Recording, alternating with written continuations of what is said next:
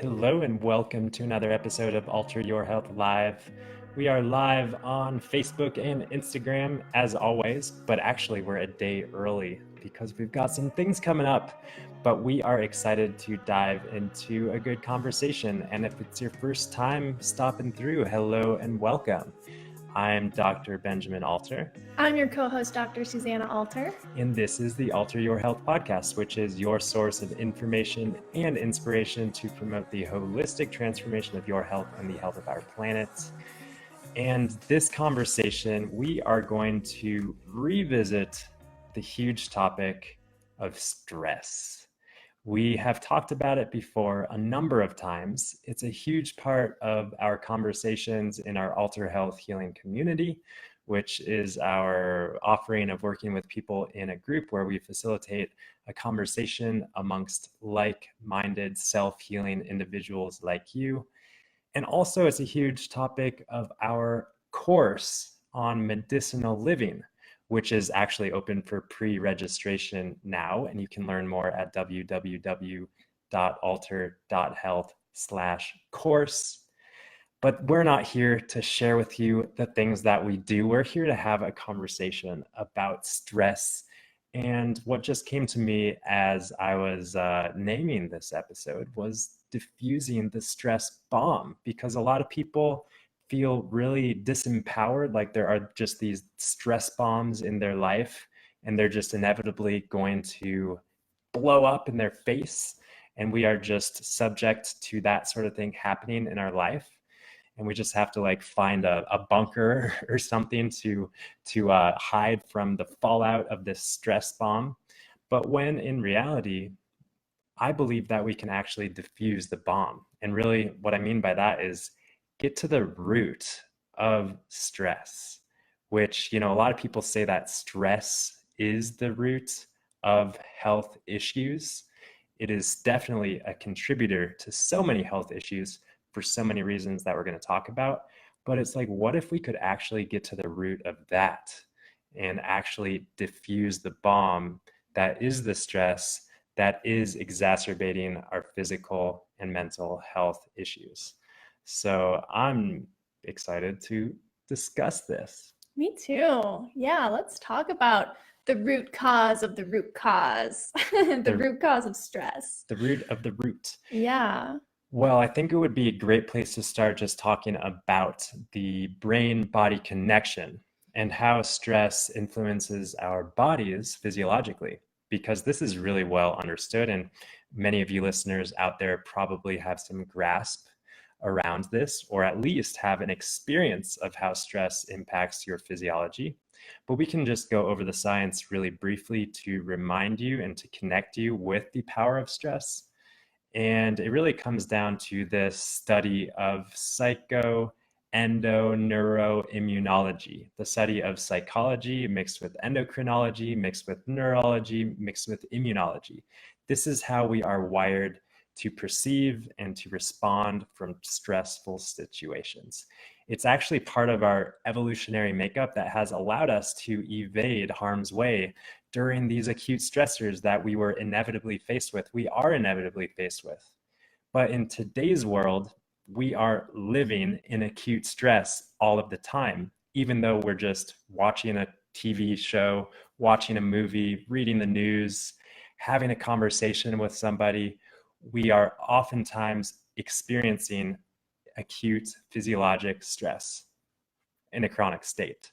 And we're just simply not designed to do that. So some of the acute stress phenomenons are, it's the sympathetic response, right? That's what we call it. It's the sympathetic branch of the autonomic nervous system. So it is the dilation of our pupils, which allows us to see things. Mm-hmm.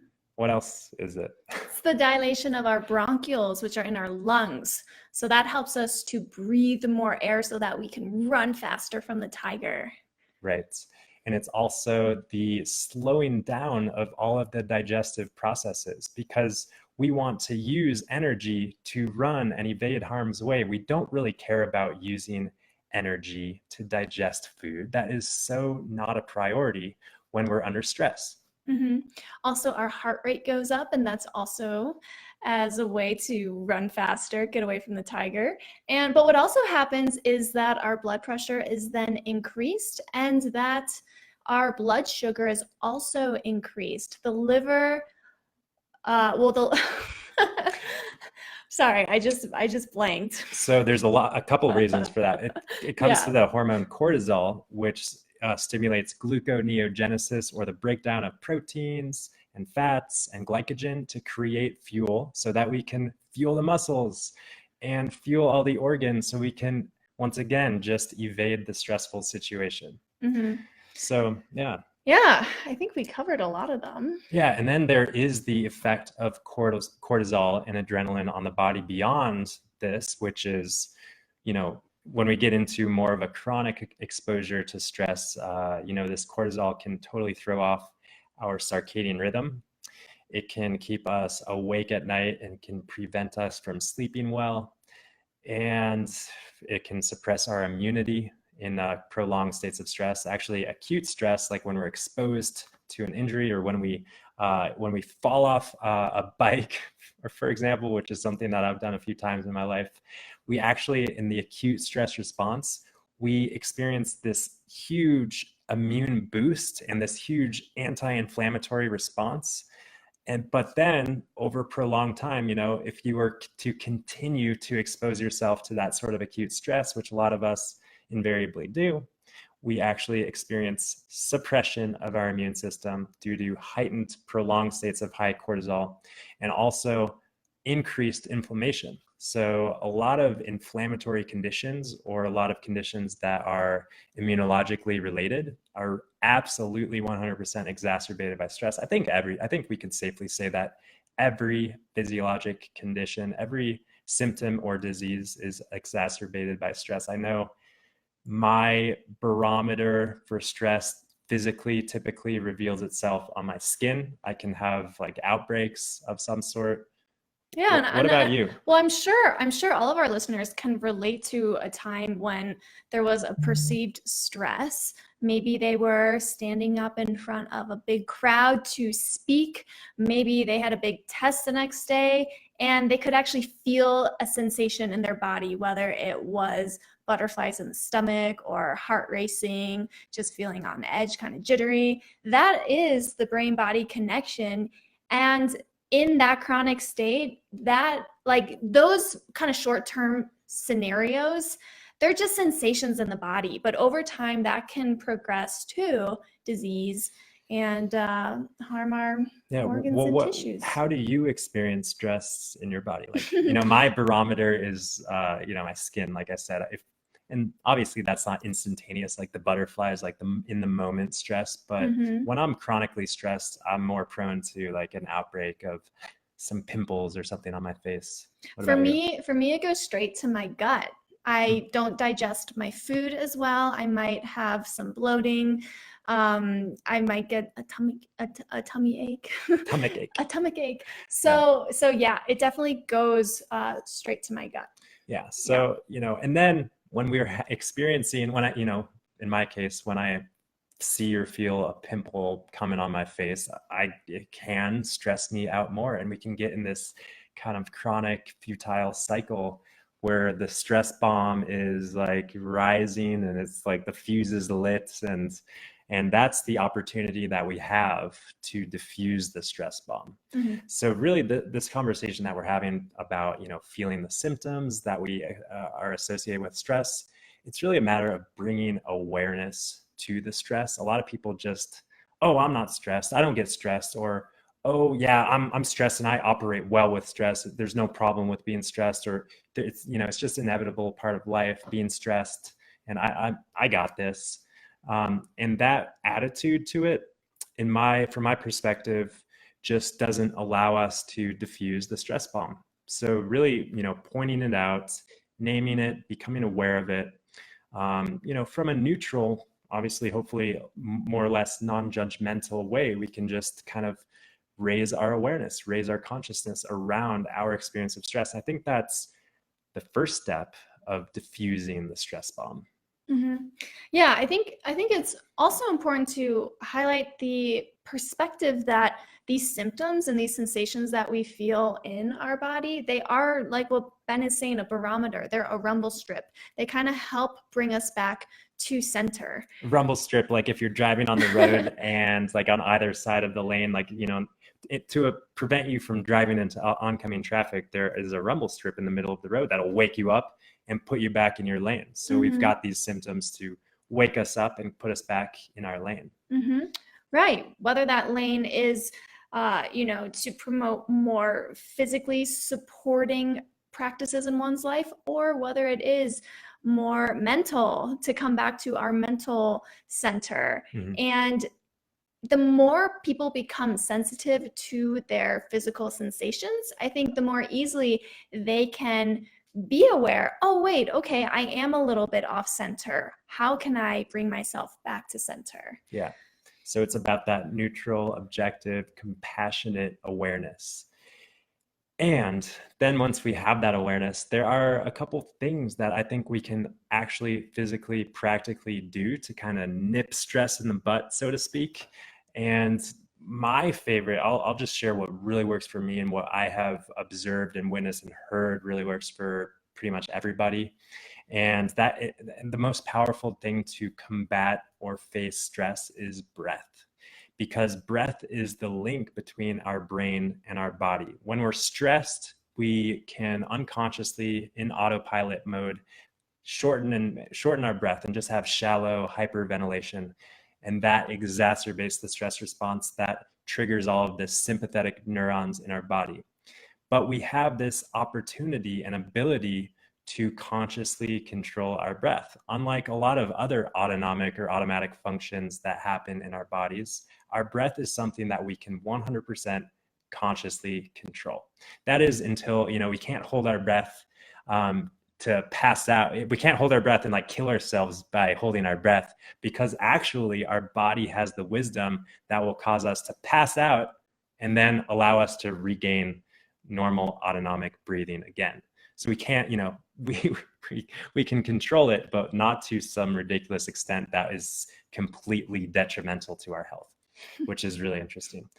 But anyways, when we are focusing the breath on diffusing the stress bomb, really what it looks like is lengthening the exhalation. The exhalation of the breath involves the relaxation of the diaphragm. And when the diaphragm is relaxed, we are sending a signal from our diaphragm through our vagus nerve to our brain. And that is the brain-body connection. And that activation of the vagus nerve is something that supports the activation of the parasympathetic nervous system, which is the flip side to the sympathetic nervous system. It's really the state of being that we want to live in more of the time. It's the state of being that allows us to experience peace, rest, relaxation. Also, when our parasympathetic nervous system is activated, we experience optimal digestion, which is really important.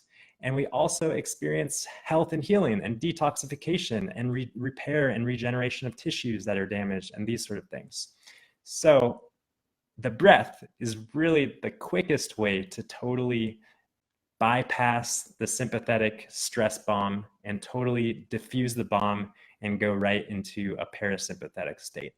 Physiologically, we are evading stress physiologically by activating parasympathetic neurons, activating that vagus nerve. Yeah.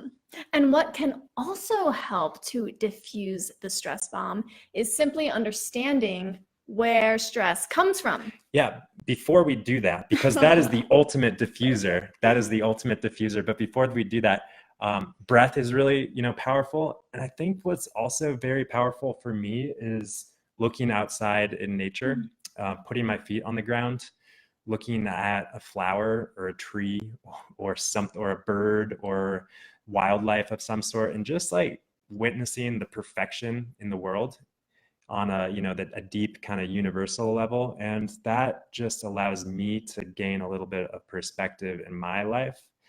And I know a lot of people who can kind of use nature as a way of, kind of remedying stress.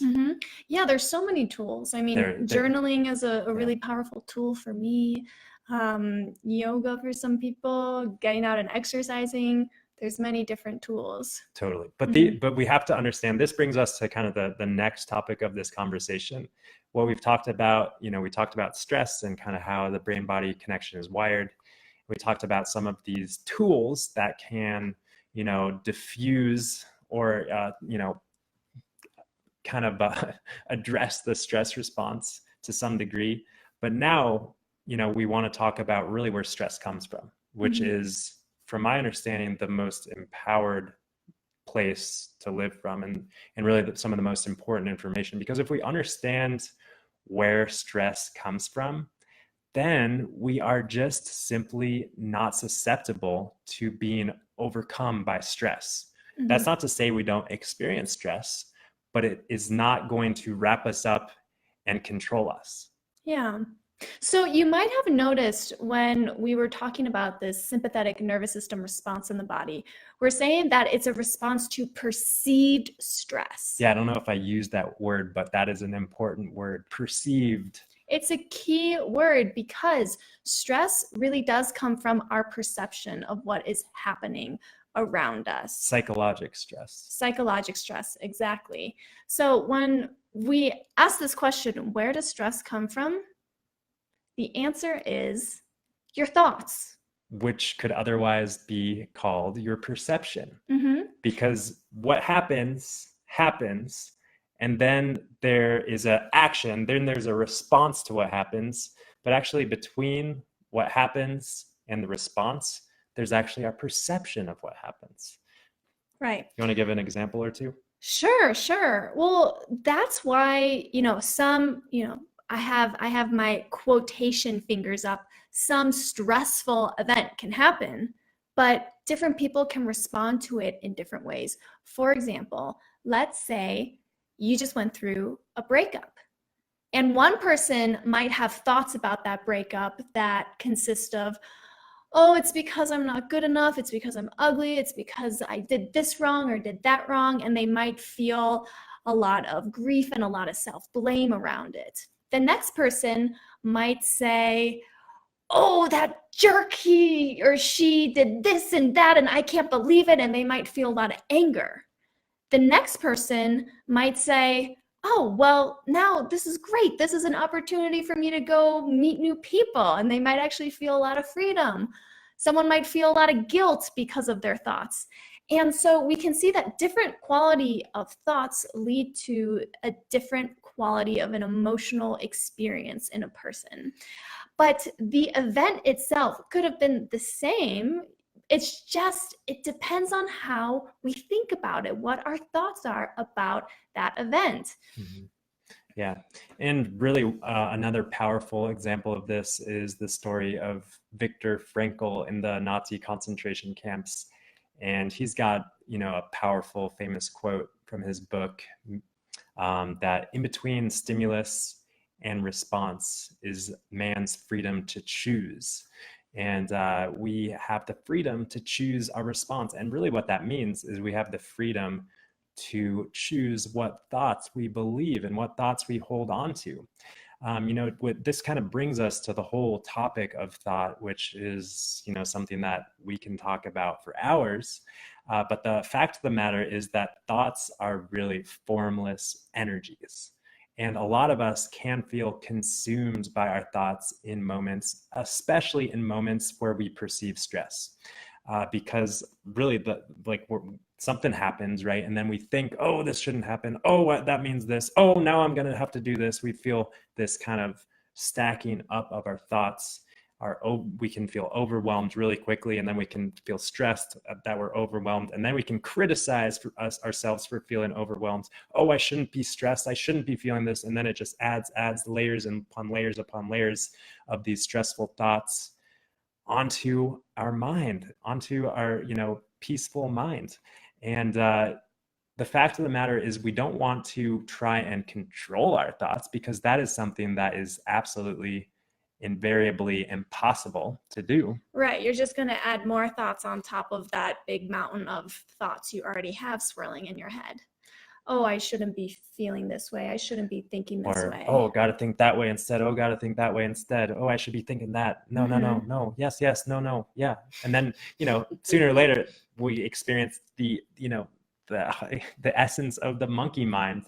And really, the freedom and the peace and the diffusing of the stress bomb lies in understanding what thoughts are and not being totally controlled by thoughts. Just understanding that thoughts are nothing, no thing. Thoughts have no substance, no form, no power. The power that we perceive thoughts to have lies in the meaning that we assign thoughts, lies in the thoughts that we choose to hold on to and choose to give power by giving them our conscious awareness. So if we just allow thoughts to go by as they want to do, if I were a thought, I would want to just go through your consciousness, go through your mind, just like a cloud wants to go through the sky. And if you consider that, like we don't have the control of choosing what clouds are in the sky at any given point in time. We also don't have the power to choose what thoughts are in our mind, in our personal mind at any given point in time.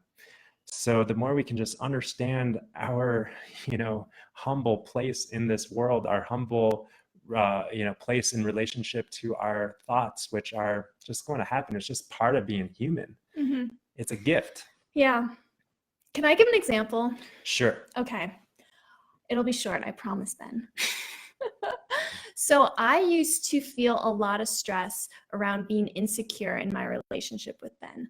I'd feel jealous. I'd feel scared that he'd leave. And I'd get these thoughts that came in about, oh, I'm not as pretty as that person. I'm not as smart as that person. That person's going to come in and Ben is going to swoon for her and he's going to leave me. And just these elaborate stories that I decided to believe, that I decided to give value. When I learned to understand what thought is, I could see, oh, there's that crazy thought again. There's that crazy thought again. Rather than being like, no, not that thought, that makes me feel so bad. And just trying to hide from those thoughts, I just pointed it out and said, oh yeah, there's that crazy thought again.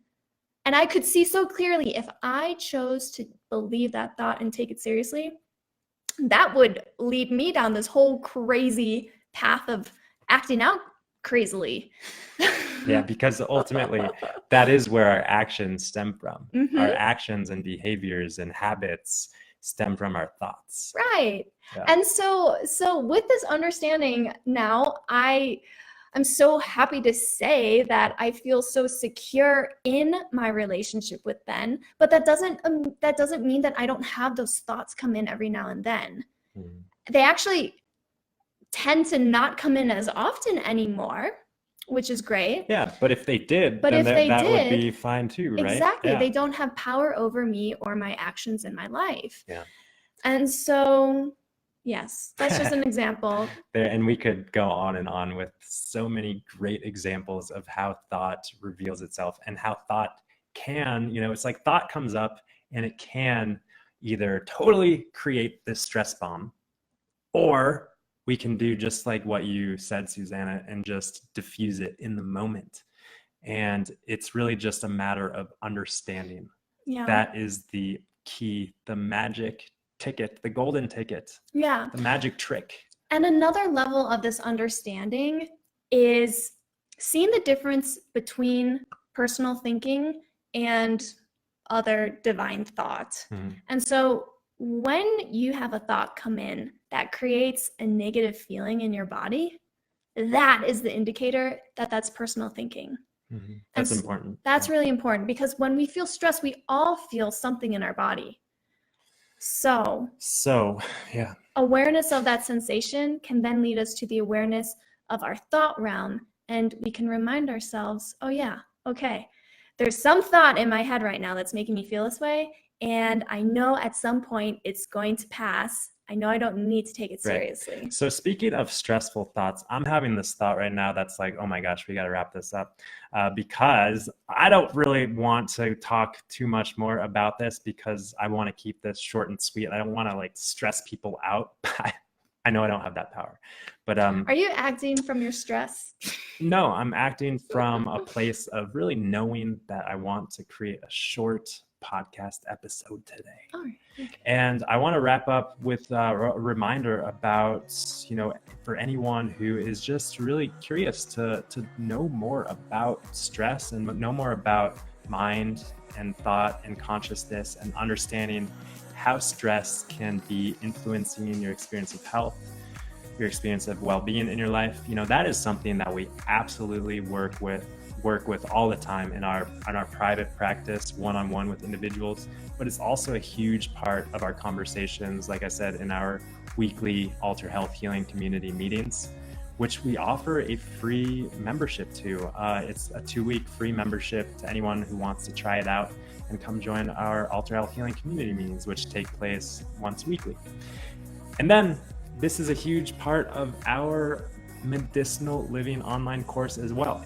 So if you want to master your understanding of stress, your understanding of thoughts, these are just some opportunities for you to come into the space where you can relate to stress in a more light and understanding way. Yeah, because understanding thought in this more light way will really magnify your body's ability to heal itself. That's what it's all about.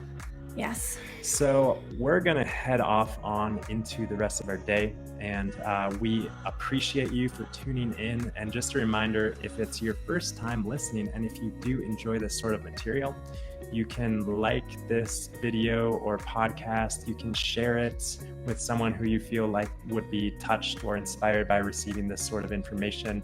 And you can connect with us online anywhere, Facebook and Instagram.